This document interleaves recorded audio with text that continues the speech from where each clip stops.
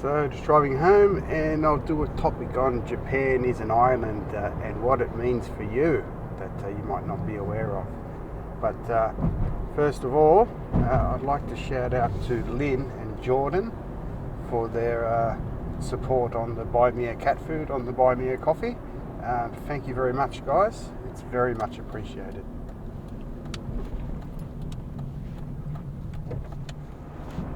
So this one's a bit of a strange title, but a lot of people don't really understand what this actually means for them.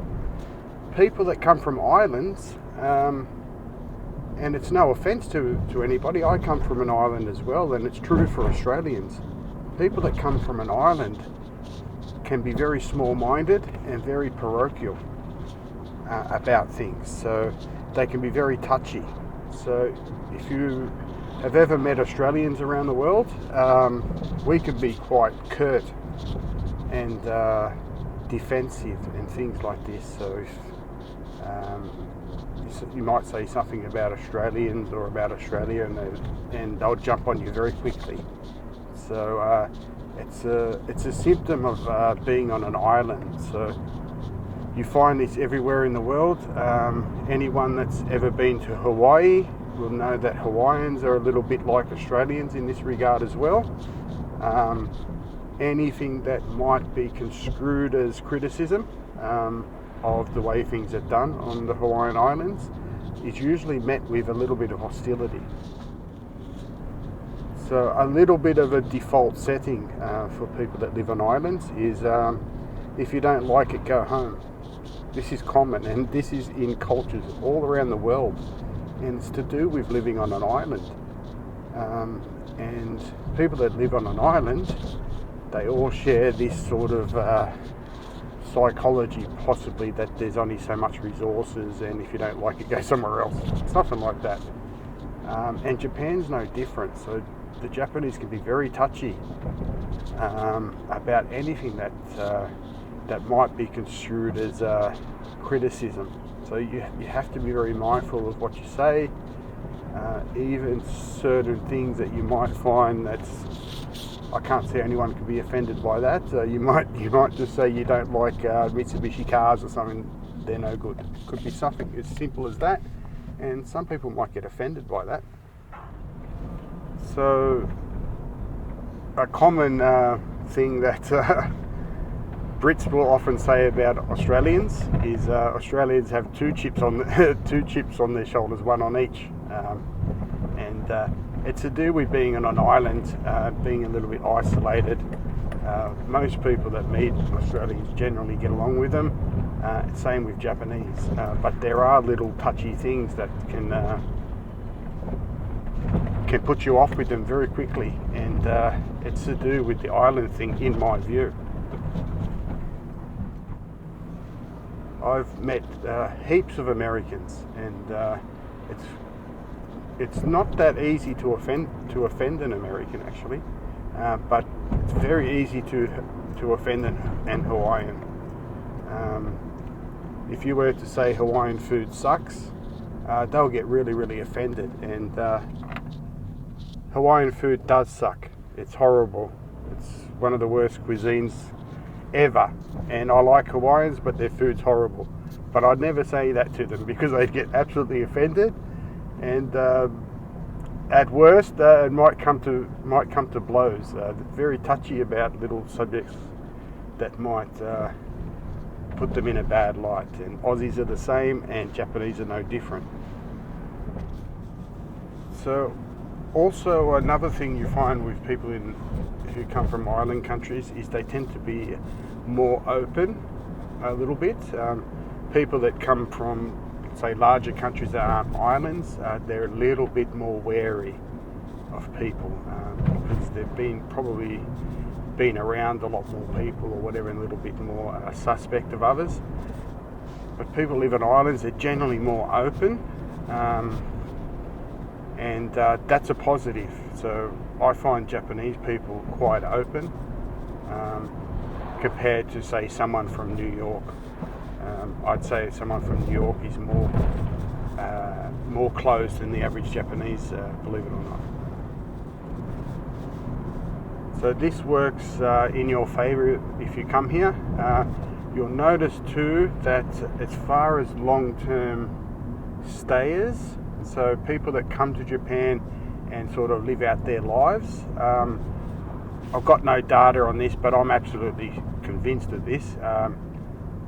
Australians would outlast anybody in Japan, living fully long-term as a percentage of people that come, compared to people that go back to the original countries, because I think Australians we know this because we're a bit like it ourselves. So I better not say that. It's gonna. I can see that might offend them. So we come from this sort of easily offended culture. So I think we've got a little bit of a leg up on others, and you'll find a lot of the criticism about Japan from foreigners is a lot of them don't come from these island countries. So I sort of see it a bit of a trend in people that become bitter and hostile, and I really take notice where they're from.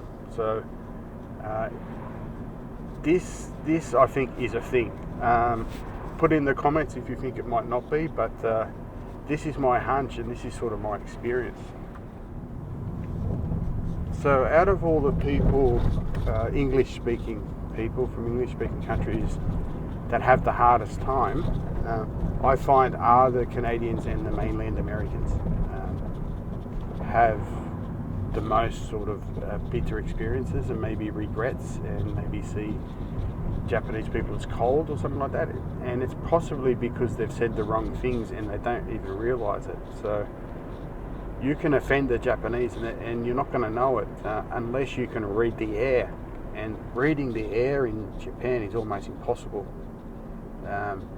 Even the Japanese have problems reading the air and what someone's thinking.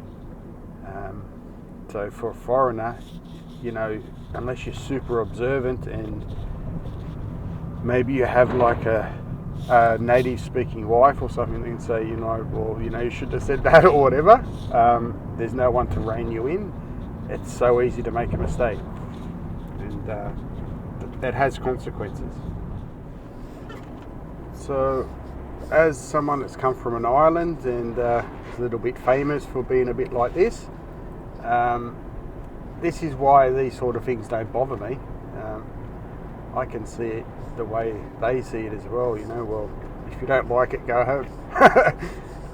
And I totally agree with it. I've agreed with it in my country too. Everyone's free to do what they want, and people don't want to listen to whinges, do they? So there seems to be groups of people, and they like to get in comments on people's YouTube channels and basically put the Japanese down or whatever, and they all start agreeing with each other. And my whole attitude is, well, if you don't like it, go home. It's pretty simple. People that want to come and change, centuries old culture and it's still going to be an island, it's not going to change much. So that's the way I look at it, and there's no point getting upset and whatever. You just have to accept it, and that's why I think Americans have a harder time. Not saying all Americans, obviously, but it seems to be a higher percentage of Americans and Canadians sort of get more annoyed here and go home. So it'd be interesting to know the data on how many Americans sort of like stay with their wives or whatever and end up going home after 10 years as compared to, say, islanders like Brits or Aussies, or maybe even Hawaiians as a subset of Americans. That would be something that would be interesting to know.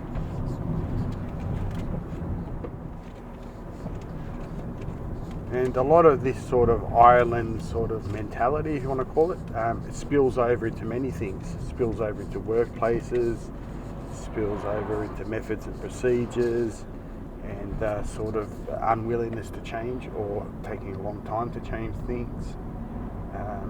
And you have the time mentality as well. And one of the biggest myths is that the Japanese are always on time. And that stems from the train system, that the Shinkansen trains are always on time to the second, and that's because it's owned by a private company. Everything else is island time. It gets done when it gets done.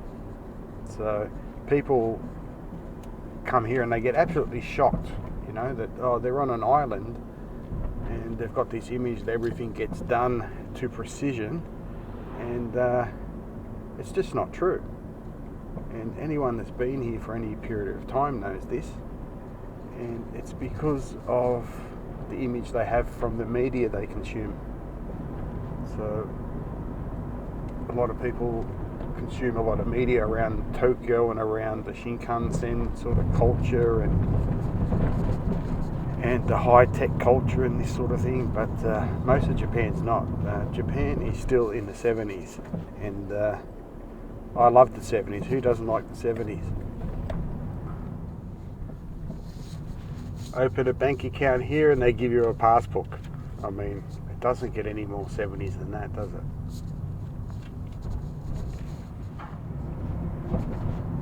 So with people from islands, their ability to take a joke is less as well. So just be mindful of that.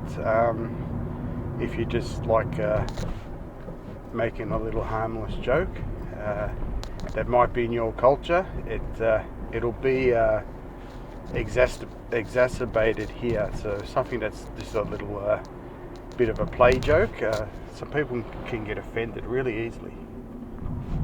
So it's best to be avoided unless you know them really, really well, and that you know that they understand where you're coming from. So that can rub people up the wrong way, and when you make a bit of a joke with somebody, it's usually because you like them, isn't it? And you might just want to give them a bit of a laugh or whatever, but it doesn't always go that way in Japan, so just be mindful. And it's the same for everyone that comes from island countries. We tend to not take a joke that well. I take a joke quite well, but a lot of people don't, especially those who haven't been overseas. They can get very easily wound up. So you also find areas in Japan where they're more sensitive than others. Probably the least sensitive people would be Osaka. They're probably the most sort of open to joking and all that sort of thing. Tokyo people, as a generalization, are pretty highly wound. My area is sort of in between, but if you're sort of that guy who likes to have a joke and a play and that sort of thing, Osaka people are good value. I've met a few. I've never stayed there or anything, but I met a few and I studied with a few when I was in China, and they're pretty good value if you're that sort of personality. So as with all islands, they all have their own ways of sort of pushing people away, so or being cold sort of to people that they don't want or don't agree with. So every culture has got that's on an island that will have their own way. So if you're experiencing a lot of coldness from Japanese, you really need to have a look at your own behaviour, because if you're experiencing that, it's you. I can guarantee this. And if you're in Hawaii or in Australia and you're experiencing the same thing, it's the same. You're just not behaving correctly, and not sure if there's many Hawaiians here, but I'm pretty sure they'd agree. They have their own sort of way to deal with these sort of people that don't respect the way things are done. And the way I see respect as well is you don't have to agree with it. That's not really what respect is. It's understanding and knowing where they're coming from, and let them, let live, sort of thing.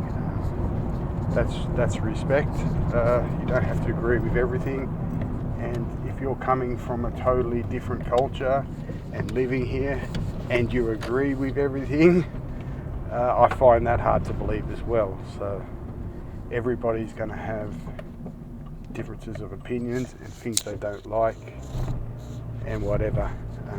So it's the same as anybody watching a video on YouTube. They don't have to agree with what they see or what they hear, but they can respect it. They don't have to go off in the comments and things like this. They can just choose to say nothing or whatever, or politely disagree. So that's the thing, the way you got to act here.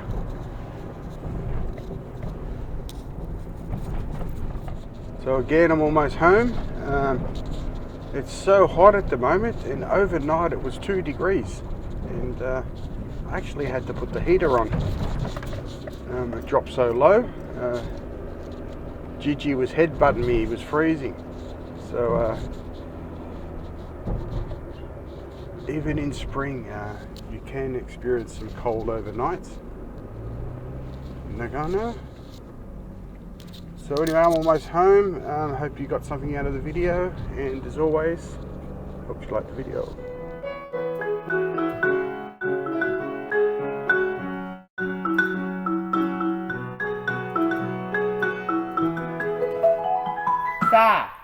Let's go back home.